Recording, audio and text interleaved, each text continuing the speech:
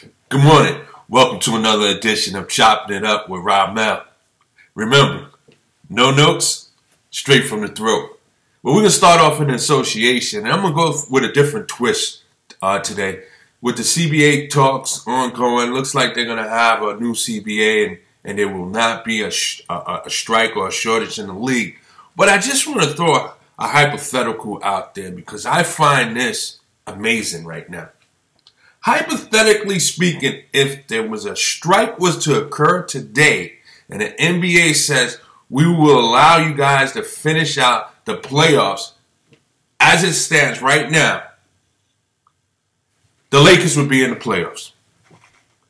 Let me repeat that to you. If the NBA season started today, the Lakers would be in the playoffs as the number 8 seed going against the across-the-hall rivals, the Los Angeles Clippers. I bring that up because there's only one word that comes to my mind. Phenomenal. Just phenomenal. I do have to ask, is this great coaching on Luke Walton? Or was this clearly a sabotage by the LA Brass on Byron Scott by making the whole season of last season about Kobe Bryant? I go on record as saying that the Lakers had no opportunity of making the playoffs last year, so making this about Kobe Bryant was a good way to go. Was it healthy for the youngsters? Don't know. Was that the case? I don't know. Was this a case of Byron Scott just didn't know what he was doing, didn't have a clue? I don't know. I don't believe in Byron Scott as a head coach. I don't. But I'll say this about the 2016-2017 Lakers. They're not a pushover. Ladies and gentlemen, I was watching that game last night, and they got into the fourth quarter, and yours truly had to shut it down. And at that point, the Kings was winning the game. To wake up this morning and find out that the Lakers have come back, not only win the game, but win it by 10, it's just phenomenal. I'm giving Luke Walton a lot of credit. I think Luke Walton is going to be a good coach in this league. I mean, hey, I've been on record saying that Brad Stevens is one of the better young minds or the best young mind in the game, but he may have to move over. Luke Walton is a difference maker out there at the Staples Center. There's no doubt in my mind that the Los Angeles Lakers are going to be a steady, formidable opponent for the remainder of the season. Does it mean they make the playoffs? Maybe not. I don't know if they have enough to sustain this for 82 games. But I tell you what, you're going to have to play them. You're going to have to play them. They already beat the Golden State Warriors. I would say about 80% of the teams in the league is not going to do that this year. You know, they have some road wins. This is a team that, believe it or not, is not led by just one person. Sure, D'Angelo Russell, he's got the key to the car. He's driving it. Don't get me wrong. But it's such a balanced attack. I mean, it really is. You know, Randall could lead them one day. Russell can lead them one game. Nick Young can lead them one game. Off the bench, it looks like Clarkson and Lou Williams is taking their turn. You know, Moscow, he shows up in the box score. Luol Deng is probably that veteran presence that just provides leadership there and takes pressure off the youngsters. You know, Brandon Ingram is being groomed along slowly. It's just a balanced attack. Nothing is going to jump out at you except for, I believe, Clarkson is like 5th in the league in scoring off the bench. But again, like I said, you know, between him and Lou Williams, one of them is gonna get the job done coming off the bench. Nick Young has been steady all season. You know, still a lot of growth, a lot of maturation to go, a lot of growth to go. But at 5-4 and in the 8th spot and some quality wins, remember, they beat the undefeated, at the time, the undefeated Atlanta Hawks on the road on opening gate.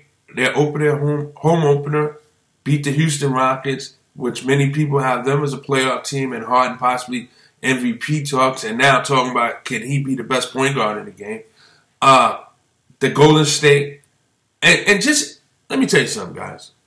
Any road win is a good win, especially when you're the baby Lakers, man, or the little Lakers. Let's put them that way. The little Lakers. That's the new name for them. The little Lakers, led by Luke. Could be a tongue twister. Little Lakers, led by Luke.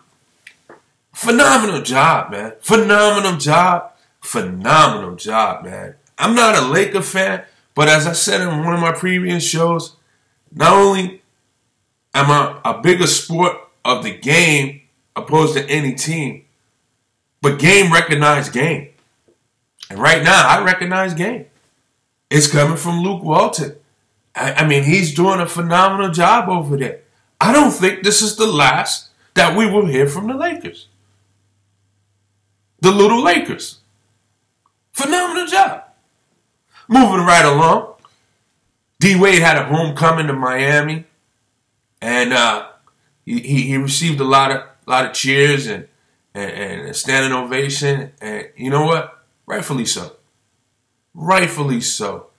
Shame on Pat Riley and the Heat brass for letting this man go. He's been instrumental not only to the organization, but also to the community. He's been nothing but a great citizen as well as a great player. To watch him in a Chicago Bulls uniform, it really takes some time to get used to it, especially when he's going up against Miami in Miami. Just a little difficult. And when you look at Miami, which is probably a team that is not going to make the playoff, they're missing a player like D-Wade. But anyway, Chicago pulls out the win. Jimmy Butler, he stepped it up in the fourth quarter, hit some big shots, taking over. D-Wade kind of struggled a little bit. You can see it either going one or two ways. Either he struggles or he's just going to have a great game. But nevertheless, Chicago gets the win. And I tell you what, when Miami was making a run a couple of years ago, going to the finals 4 years in a row, I was never on the bandwagon of Eric Spoelstra. I never thought he was a good coach. Yeah, I heard everybody, he's a great coach, da-da-da-da-da. Well, we're going to find out what he is now. That's for sure. If he can get this team to the playoffs, then maybe I'll get on board. But I don't think he can get the best of this team. I'm watching their best player right now, Hassan Whiteside, and that's sad to say because he's so really one-dimensional in the sense that he's just a rebounding machine that could put it back up if he's in the low post. He could just go right back up with it. But here's a guy that his 20 points a game is really not game changers, if you ask me, man. It's in the flow of the game, don't get me wrong, but it's not like you can go to him for 20 points. You'll catch him trailing and he receive a lob here and there, but it's not like if the offense gets stagnant, you just can't drop it down to him. And you're going to find, guys like Justin Winslow, or Tyler Johnson coming off the bench, or Richardson, it's just going to be putting up some shots like, no! It's going to be a tough season for them this year. They look headed to the lottery, in my estimation. I'm talking about top 8 pick, maybe even top 5. Just not really a good look for Miami. Not a good look for Miami. Golden State, they continue their winning ways. And tonight, you got more NBA action. Knicks taking on Boston Celtics. It's a road game. Celtics has been a thorn in their side for a couple of years now. This is a game the Knicks got to win. I mean, it's just that simple. Horford is not going to play. Crowder's not playing. This is a game Knicks got to win, man. I mean, they have a chance to go to 500. They play Toronto tomorrow.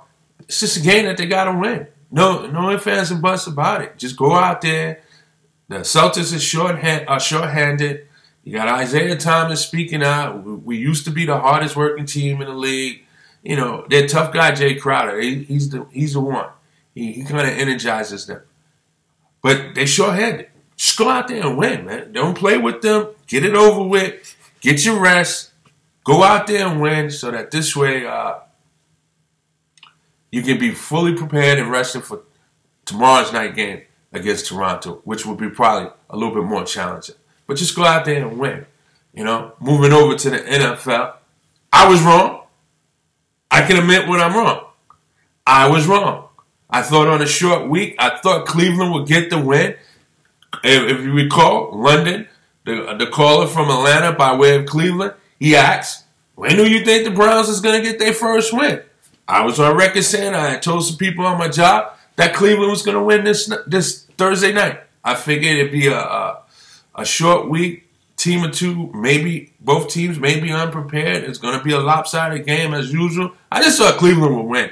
Go in there and sneak a win. I didn't think Baltimore was that strong or was dominant or anything like that. But, you know, the superior team definitely won. Again, another lopsided game, not really competitive. Cleveland gave you competitiveness for the first half. NFL, do away with Thursday night football.